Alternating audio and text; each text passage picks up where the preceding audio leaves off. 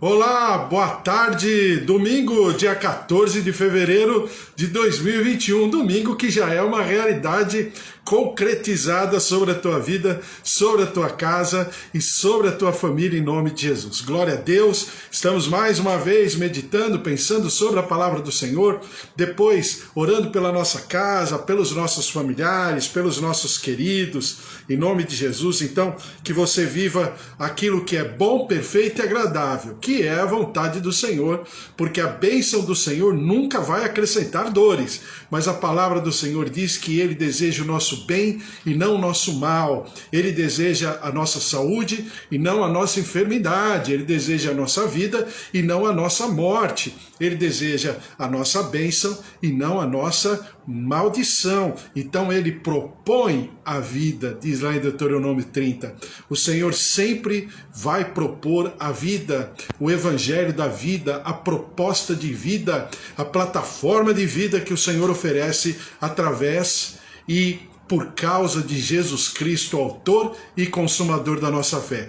Boa tarde, Bispo Antônio, Suzy, Priscila, boa tarde, Márcia, Fábio, Luiz Henrique, Dona Efigênia, seu Augusto, temos orado por vocês, familiares, também boa tarde, Magda, Josué, Joel, familiares, igrejas, ministérios, Kátia, Raquel, Deus abençoe a cada um de vocês, também Sueli Felintro, o Senhor abençoe, o Senhor se derrame sobre a tua vida, Rosa Araújo, a glória, a presença, o mover de Deus, Eva, Carlos, as filhas, os genros, o netinho, Deus abençoe, Cida, filhos, Nora, a presença, o poder de Deus, o mover de Deus, minha tia Rosária, minha tia Alzira, meus tios, meus primos, filhos, netos, genros, noras, a presença, o mover, o poder de Deus sobre todos, também o seu João, Dona Dária, seu João já falou para mim hoje, tomou vacina, então glória a Deus,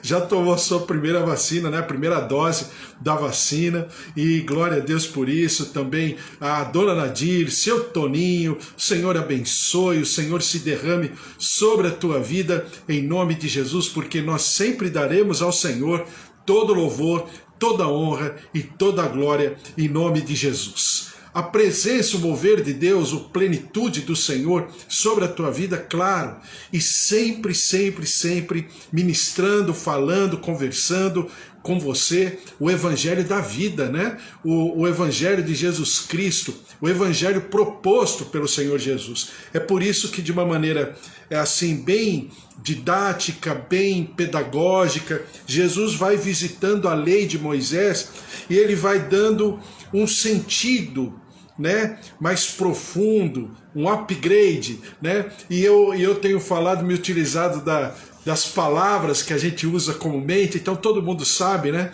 Quando a gente fala, tem que atualizar tal programa, não é pura e simplesmente rejeitar o programa, mas é atualizar o programa, né? Então eu tenho o Word, sei lá, 2007. Aí me vem aqui da Microsoft, do próprio, desse pessoal aí que lida com ferramentas, né, de internet, fala, olha, precisa atualizar.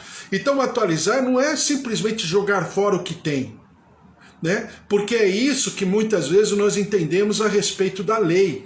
Quando a gente ouve pessoas pregando, ensinando, falando, mas é a época da lei, isso era do tempo da lei. Não, não é do tempo da lei no sentido de desprezar, jogar fora a lei, mas é no sentido de atualização. A proposta de Jesus Cristo é exatamente mostrar por que o Senhor Deus deu a lei. E eu sempre me utilizo de uma experiência nossa, de todos nós, que, por exemplo, é assim, né? A lei do semáforo de pedestre. De repente você está às 2 horas da manhã, dirigindo o teu carro, indo para a tua casa, e você está passando por uma rua que você conhece, uma rua de bairro, mas que tem aquele chamado semáforo de pedestre. Aí de repente, quando você está passando, dá vermelho. O que você faz? A lei manda que você, no farol vermelho, né, na luzinha vermelha, você tem que parar, certo? Se você atravessar a luz vermelha, o farol vermelho, você está cometendo uma desobediência de trânsito. Mas é 2 horas da manhã, é farol de pedestre, não tem ninguém na rua. Sabe essas noites essas madrugadas mais frias, principalmente aqui na região do Sudeste? E de repente, né, você pensa, passo ou não passo? Fico ou não fico? Então, a lei, ela foi criada, eu estou dando esse exemplo só para a gente, né, de maneira bem mais palpável, pensar a respeito. Então essa lei, por exemplo, do semáforo de pedestre, ela foi criada para proteger o ser humano, para proteger principalmente, com certeza, o pedestre, porque é a parte mais sensível do trânsito, né? Tem uma propaganda na televisão que fala: todos nós somos pedestres. Claro, porque todos nós somos sensíveis quando nós não estamos com equipamento chamado carro, automóvel, caminhão, ônibus, enfim. Então, eu paro, olho para os lados, 2 horas da manhã, o que eu vou fazer? Eu vou passar o farol o semáforo vermelho. Por quê? Porque eu também preciso me proteger, principalmente se eu estiver com gente no meu carro. Então, eu sempre falo que a desobediência ou o relativizar a lei é para os sábios, não é para todos. Porque de repente você explica isso para uma outra pessoa, é capaz da pessoa falar: nossa, onde já se viu passar um farol vermelho às 2 horas da manhã, só porque é 2 horas da manhã? Opa, nós estamos no Brasil, né, num país chamado Brasil, num país tupiniquim, né? Se fosse na Suíça, na Suécia, na Islândia, sei lá, na Noruega, não, nós estamos no Brasil, 2 horas da manhã, rua deserta, não tem pedestre na rua, e aí a gente pensa a respeito, e claro, cada um é cada um dentro da sua responsabilidade. Então, a lei, ela não foi criada para controlar, para ser mais importante do que o próprio homem. Não, a lei do Senhor, principalmente a lei do Senhor, eu estou falando de um farol, né? Que é uma lei criada por homens. Agora imagina a lei do Senhor, o nosso Deus Todo-Poderoso, que fez o céu e a terra, entregou o seu Filho por mim e por você na cruz do Calvário. Será que ele fez a lei para nos proteger ou para nos oprimir, nos pressionar? E é exatamente esse sentimento. Eu sempre falo, né? Uma coisa é eu entender a letra da lei, outra coisa é eu entender o sentimento da lei. Claro que com isso eu preciso andar a par e passo com o legislador. Quem fez a lei, por que ele fez, qual o sentimento dele em ter feito uma lei. Então o que Jesus traz no seu evangelho, na inauguração, na instauração do seu reino, é exatamente essa, vamos dizer assim, essa sensibilidade, essa aproximação do legislador, daquele que fez a lei, com o seu protegido, que somos eu e você. Então, quando eu olho, é por isso que eu falava hoje de manhã, né? Os teólogos falam que Jesus é a chave hermenêutica da Bíblia. Por quê? Porque quando eu olho a palavra de Deus com esse sentimento, a impressão que a gente tem é que a palavra de Deus ela fica muito mais próxima. Ela fica fácil de contextualizar. Ela fica fácil de falar conosco. Ela fica fácil para nós nortearmos a nossa vida a partir e por causa dessa palavra, nos utilizando dessa palavra como uma plataforma de vida, e não pura e simplesmente como algo que eu tenho que ler, uma lenda que fica distante, que Deus fez naquela época, mas não faz hoje. Ué, que Deus maravilhoso é esse que fez naquela época? As pessoas daquela época eram melhores do que as pessoas de hoje? Então são coisas que quando você começa a pensar, você começa a refletir, e o Senhor vai se aproximando, e você vai se aproximando de Deus. E as coisas elas ficam muito mais palpáveis, muito mais próximas, muito mais palatáveis, do que pura e simplesmente um cumprimento de regra, faça isso ou não faça aquilo outro. Então, dentro dessa lógica, nós lemos Mateus capítulo 12 e fala sobre a blasfêmia dos fariseus que Jesus adverte. Não que os fariseus estejam já cometendo o pecado da blasfêmia contra o Espírito Santo, porque Jesus fala que é o pecado sem perdão, né? A João, na carta joanina, diz que é o pecado para morte. Jesus, quando interpelado por Pilatos, ele fala, você está errando. Maior pecado são aqueles que me entregaram a você. Por que Jesus fala maior pecado? Porque é exatamente o pecado que não tem perdão. E qual o pecado que não tem perdão? É quando eu conscientemente ajo contra a dinâmica de Deus, contra o mover de Deus.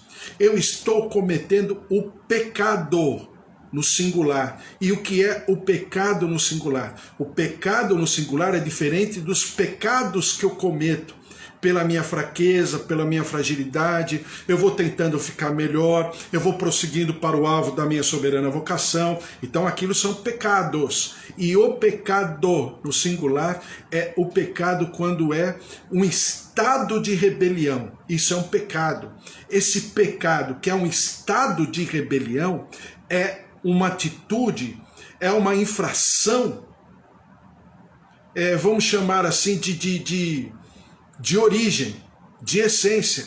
Então não tem como, porque quando eu peco contra o próprio movimento da graça, eu falo a blasfêmia. O que é blasfemar? É falar contrariamente, é falar vigorosamente, contrariamente a Deus e a obra de Deus, a ação de Deus sobre a minha vida.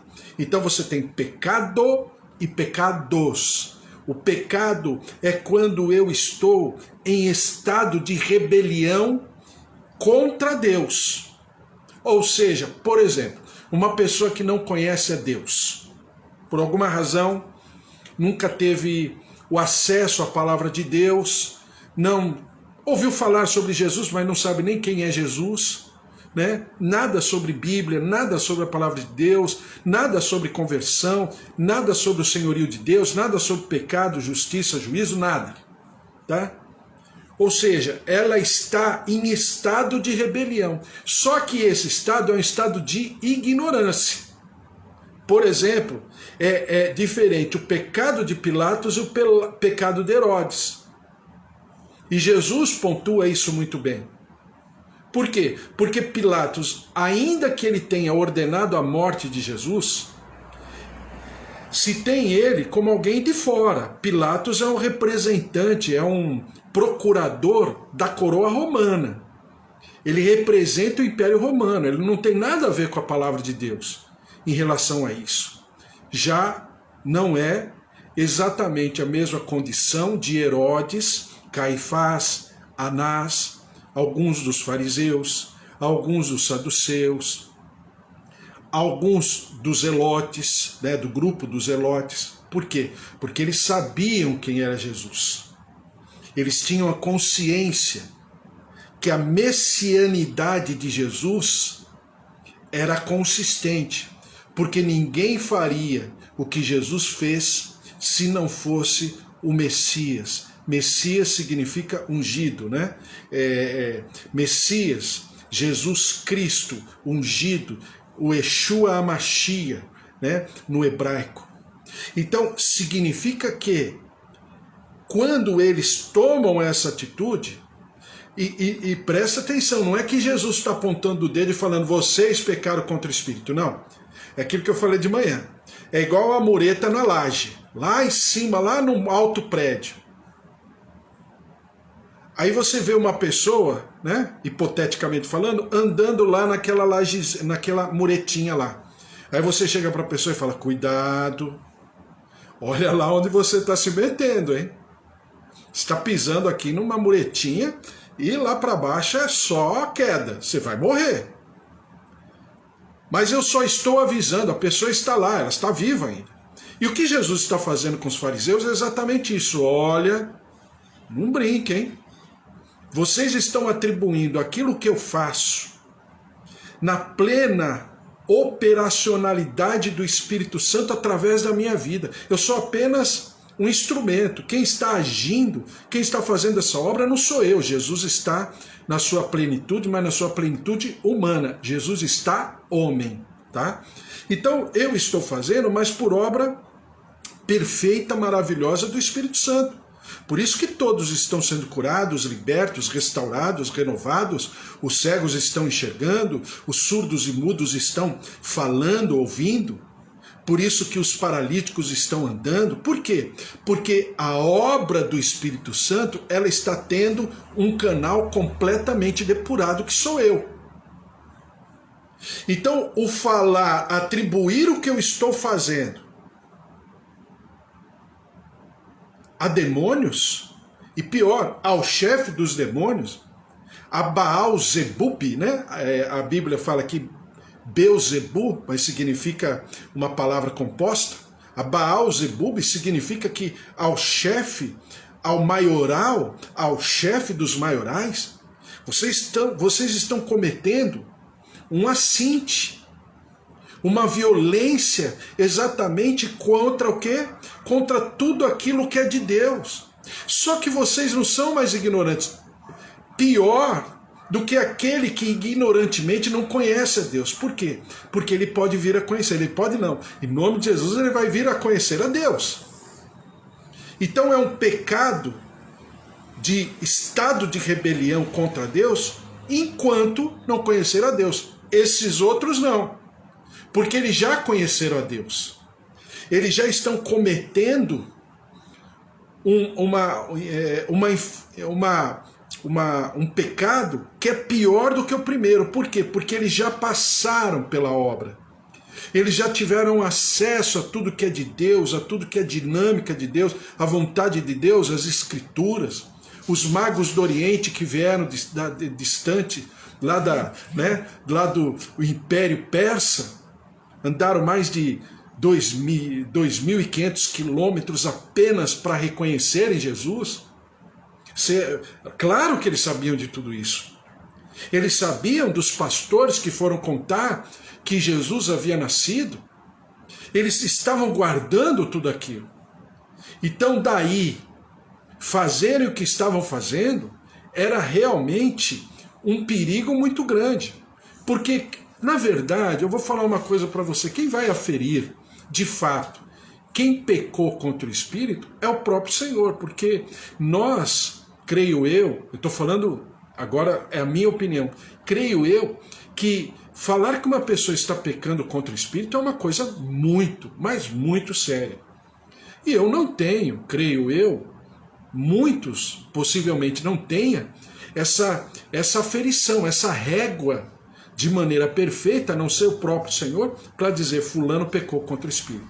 Então essas coisas que nós ouvimos, principalmente para nós, da nossa cultura mais pentecostal, que geralmente, vez por outra, você pega um líder, talvez até com boa intenção, mas está cometendo um pecado quase igual, né? Quando fala para a pessoa, você está pecando contra o Espírito. O que é pecar contra o Espírito? O que é blasfemar contra o Espírito? Você sabe o que é?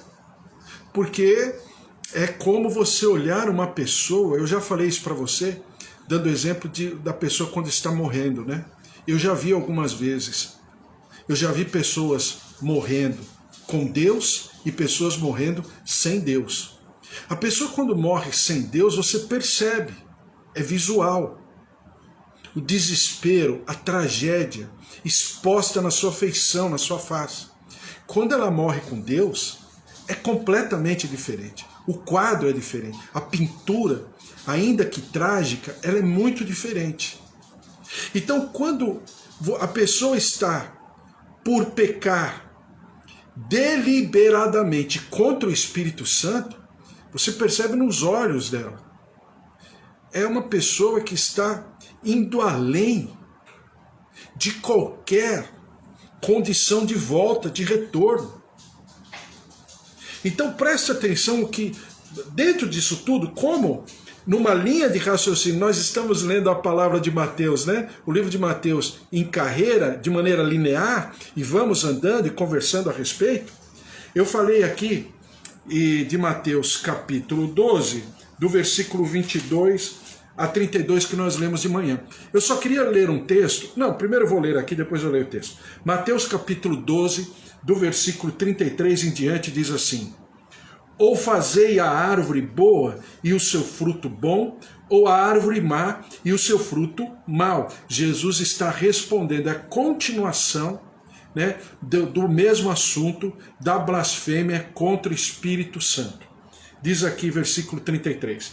Ou fazei a árvore boa e o seu fruto bom, ou a árvore má e o seu fruto mau. Porque pelo fruto se conhece a árvore. Raça de víboras,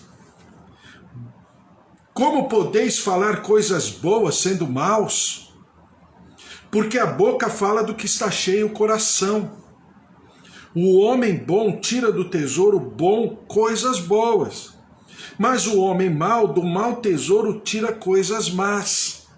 Digo-vos que de toda palavra frívola, quer dizer, toda palavra fútil, sem importância, toda palavra boba, toda palavra falada sem qualquer arbitrariedade da pessoa que está falando, ela apenas fala.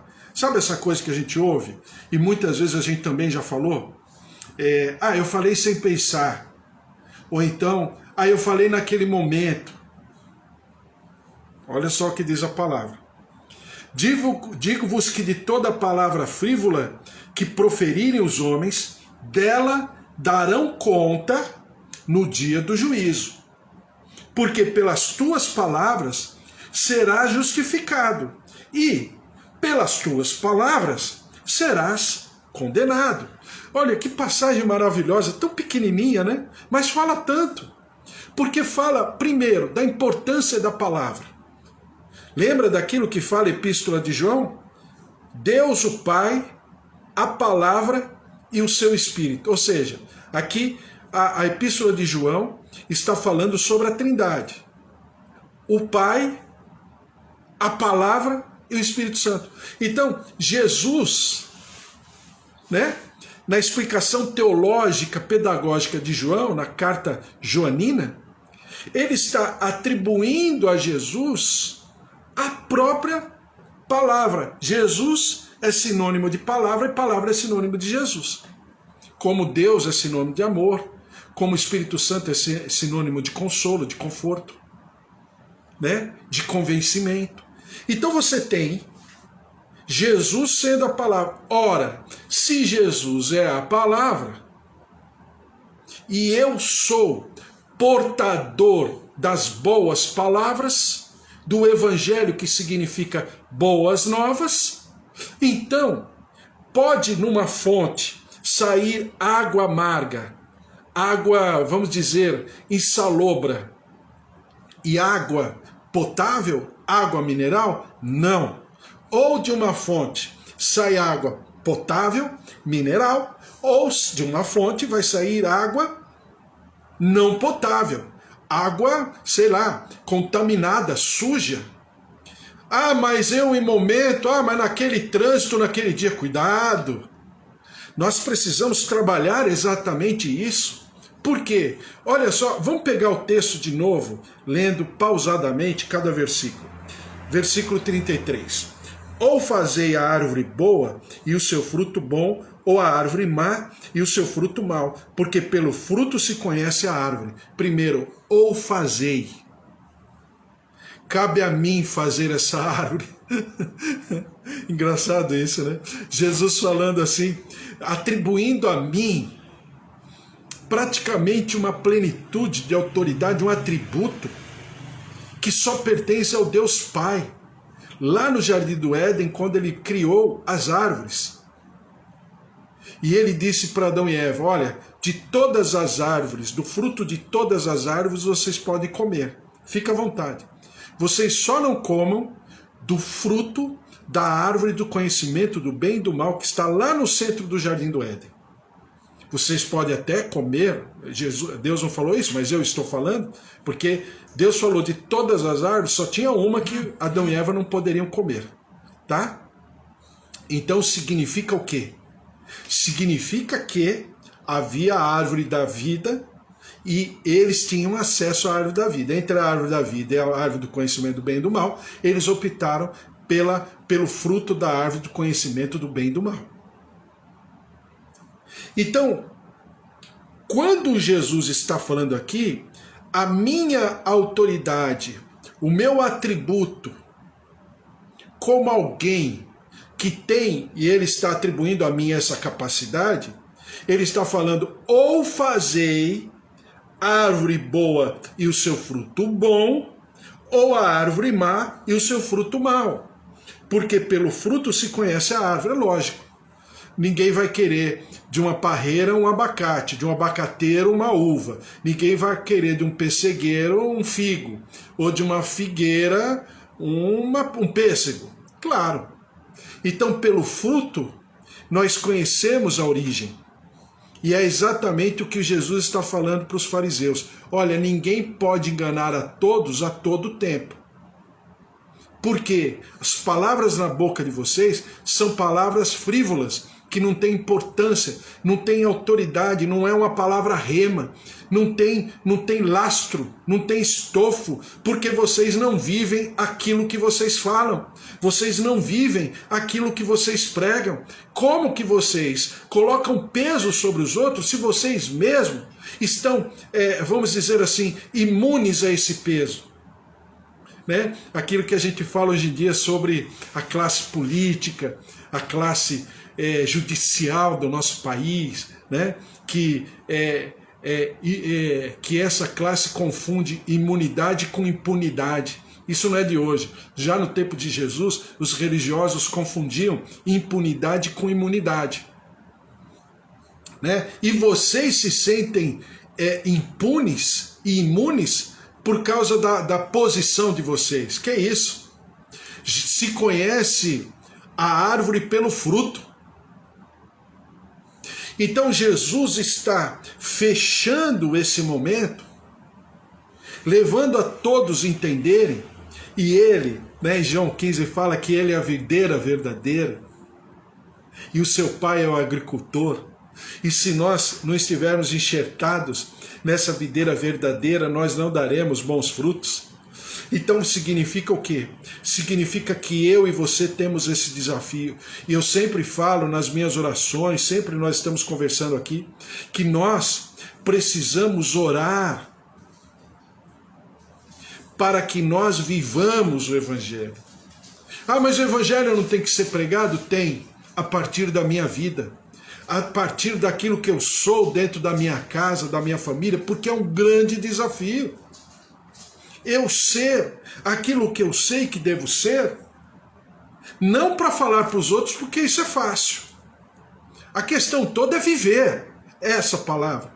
A questão toda é aqueles que estão ao meu redor, principalmente os mais próximos, que são os da minha casa, as minhas filhas, os meus familiares, os meus pais, os meus tios, todos que andam comigo, ou pelo menos me conhecem. Talvez não andem fisicamente porque estão distantes, mas eles precisam enxergar em mim. E eles desejam enxergar em mim essa palavra, porque senão não adianta. Não adianta eu pregar para 1.000, para 10.000, para 100.000, para 1 milhão, para 10, para 20, para 5, não adianta. Por quê? Porque é o que Jesus diz. E ele, no começo do seu ministério, e os discípulos de João Batista, já sabedores, né, catequizados por João Batista já há muito tempo, ensinados por João Batista, eles vão até Jesus. Quando João Batista fala, eis o Cordeiro de Deus que tira o pecado do mundo, eles vão até Jesus, mestre, onde tu posas? Olha, chegaram, desculpe o termo, né, mas vocês vão me entender. Foram na jugular de Jesus, onde tu posas. Ou seja, eu não quero saber do teu discurso. Eu não quero saber o quanto você conhece da palavra de Deus, da Torá, da tradição dos rabinos. Eu não quero saber quais são os fundamentos, as bases que você se utiliza como rabino, como mestre da palavra, como escriba, alguém que compila a lei, que conhece a lei de cor e salteado, os 613 estatutos de Moisés. Não. Mestre, onde tu posas? E o que Jesus respondeu? Vem e vê. É uma das posições, eu diria, mais profundas de Jesus. Quando ele chama os seus discípulos a verem como ele vivia, sua casa, suas demandas, suas contingências, suas questões pessoais, e ele, sem nenhum pudor, sem nenhuma reserva de mercado, ele falou: vem e vê. É por isso que quando ele começou a ministrar, a gente já leu, né? Lá no Sermão do Monte, e o povo ouvindo a Jesus, ele falava como alguém que tinha autoridade. O que significa? Era alguém que falava aquilo que vivia. Ele não falava para viver, mas ele vivia, né? Primeiro, para depois falar. E quando ele começa, lembra que eu falei para você? Sermão do Monte é Mateus 5, 6 e 7.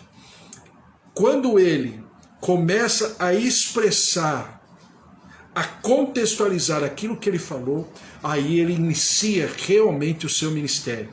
Mateus 8, Mateus 9, que ele começa a ensinar os seus discípulos a partir da sua própria vida. Como? Nas demandas da vida, nos problemas cotidianos. E ele leva os seus discípulos a não apenas enxergarem Jesus, mas verem que aquelas palavras que Jesus proferia tinha lastro, tinha estofo, tinha fundamento na sua própria vida. Esse é o Evangelho, que é difícil, não é fácil. Não, ninguém aqui sabe disso, nós sabemos, todos nós, que não é fácil. Porque é uma coisa eu falar, outra coisa é naquela pressão, naquela dificuldade, naquele desespero, naquela angústia. Daí, né, Jesus falar das palavras frívolas. Por quê? Porque quando o calo aperta, numa situação limítrofe, eu vou deixar todas as minhas etiquetas, a minha ética religiosa, e vou falar aquilo que me vier à telha. Por quê? Porque isso é natural do ser humano. Mas o que Jesus está falando é para esses fariseus: cuidado. Primeiro, que vocês estão brincando com as coisas de Deus. Vocês estão atribuindo a demônios aquilo que vem da parte de Deus. Cuidado. Blasfemar contra o Espírito é um pecado mortal. É um pecado sem perdão. Depois ele diz: a árvore, ela é conhecida pelos seus frutos. Quando eu faço uma árvore, está aqui fazer. Quando eu faço uma árvore e dou para experimentar desses frutos, se esse fruto é bom, é sinal que essa árvore que eu fiz é boa. Mas se esses frutos forem maus, não é o fruto por causa de uma intempérie, de um clima, de um problema, de uma chuva, de uma falta de água, não. É sinal porque essa árvore é má. E que árvore eu estou fazendo? Que árvore eu sou? Eu sou árvore com frutos bons? Ou eu sou uma árvore com frutos maus? Porque eu preciso trabalhar essa árvore. A Bíblia fala lá no Salmo capítulo 1 que eu devo ser como uma árvore plantada junto a ribeiros de águas.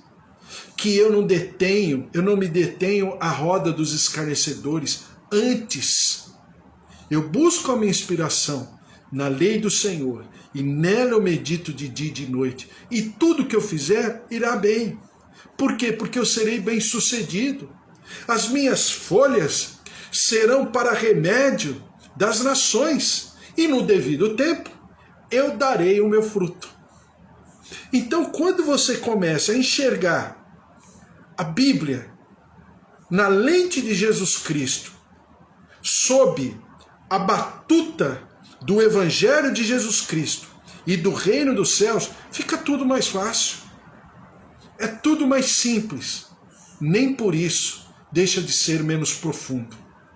Então, é esse evangelho que o Senhor Jesus nos desafia a viver, a incorporar, a absorver, a nos inspirar todos os dias. Dias difíceis, dias adversos, dias controversos, dias de conflitos extremos em todos os níveis. E nós estamos no meio, ou em meio a esse fogo cruzado.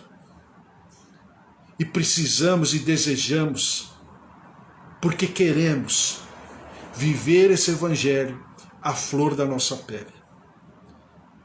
É uma questão muito séria, que nos fará saudáveis e nos fará como remédio para as nações. Olha, e as nações da terra precisam de remédio. Os povos estão enfermos, as nações estão enfermas, a sociedade está enferma. Eu vejo essa geração, mais nova, mas eu só estou falando assim, conversando com você, e percebo quanto essa geração é maravilhosa. Tecnologia, inteligência, raciocínio lógico. Eu fico olhando, gente, pega um computador, um celular, fazem miséria.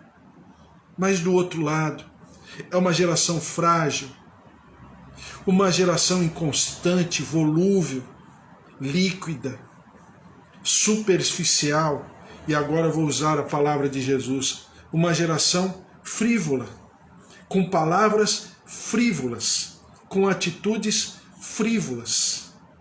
Por quê? Sem gosto, superficiais. Então, nós precisamos sim viver esse evangelho para sermos cura, para sermos um ambiente de restauração, não apenas para vivermos e para sermos. Porque o evangelho de Jesus Cristo é o evangelho que tem que ser pregado através e por causa também da nossa vida e do nosso modo de vida. Como diz lá no latim, o modus operandi, como nós operacionalizamos essa vida no nosso contexto de vida. E isso é um grande desafio em nome de Jesus. Vamos orar? Glória a Deus pela palavra do Senhor. Vamos consagrar ao Senhor nossas casas, nossas famílias.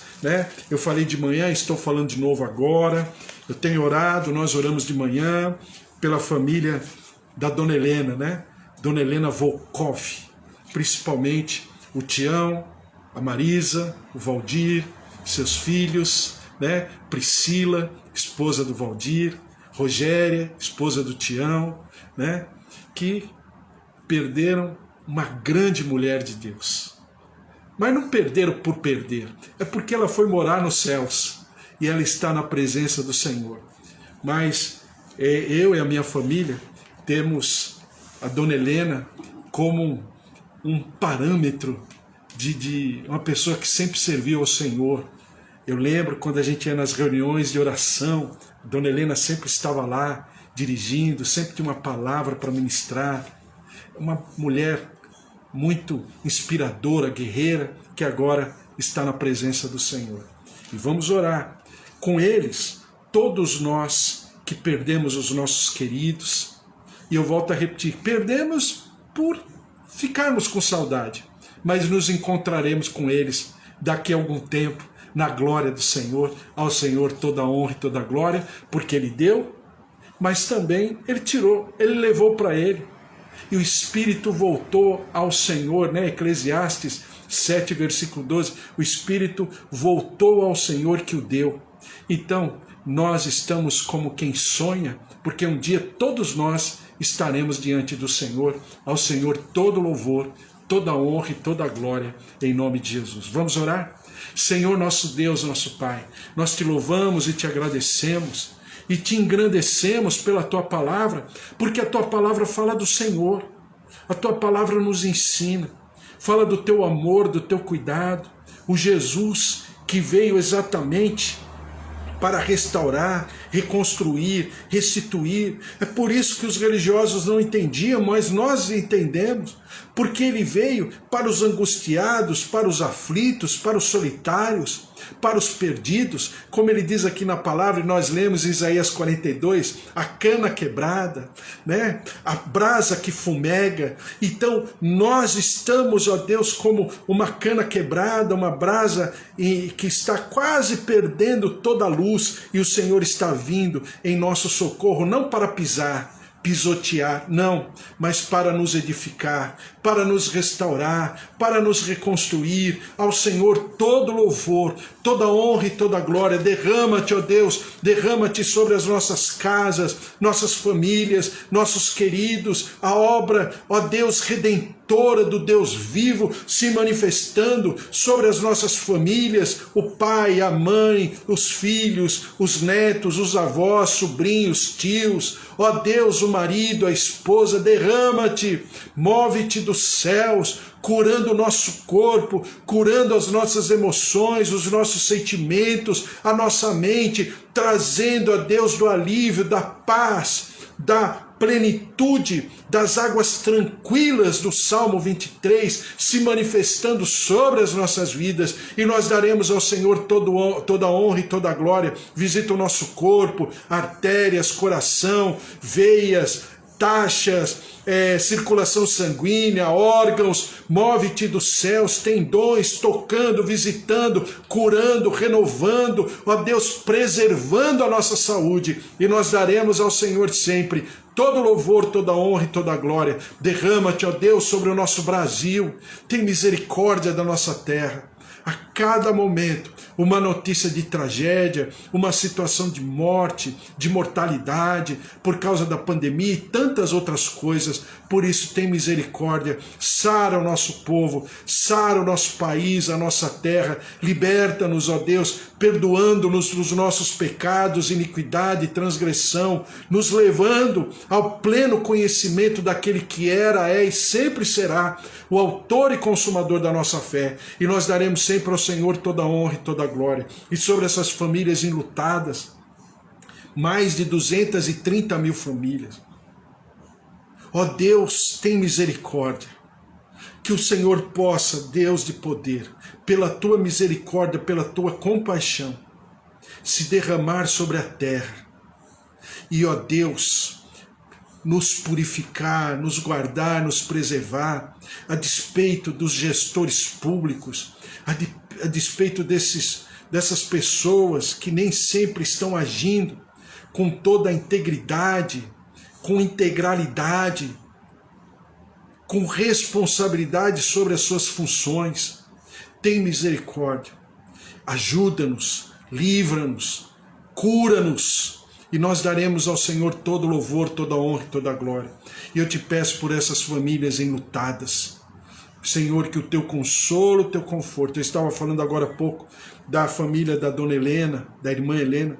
Ó Deus, famílias maravilhosas, especiais, servos do Senhor, que perderam seus queridos. Que o teu consolo, o teu conforto, a paz que excede o entendimento, e o entendimento e a certeza que nós nos encontraremos com eles um dia, e que isso possa alimentar a nossa esperança, possa, ó Deus, alimentar a nossa mente, o nosso coração, e nós possamos nos alegrar e nos apaziguar no Senhor, buscando a paz que excede o entendimento. E nós daremos sempre ao Senhor todo louvor, toda honra e toda glória, em nome de Jesus. Amém. Amém? Glória a Deus, que o Senhor te abençoe, que o amor de Deus Pai, a vida vitoriosa em Jesus Cristo e as consolações do Espírito Santo da promessa se derramem sobre a tua vida, sobre a tua casa, a tua família, porque se Deus é por nós, quem será contra nós? Porque ninguém pode te separar do amor de Deus, nada, ninguém, nem passado, nem presente, nem futuro, nem morte, nem vida, nem anjos, nem demônios, nada pode te separar do amor de Deus em Cristo Jesus, o nosso Senhor, o nosso Salvador, o autor e consumador da nossa fé. Um beijo para você, Deus abençoe, um bom finalzinho aí de domingo, e segunda-feira amanhã, estou de volta aqui às 10 horas, conto com a tua presença, com a tua comunhão, e nós vamos andando, chorando, orando, colocando os nossos familiares diante do altar do Senhor, e vamos, para a nossa soberana vocação sempre, e que o Senhor te abençoe em tudo que você fizer nessa próxima semana. Um beijo para você, fique na paz, tchau, tchau.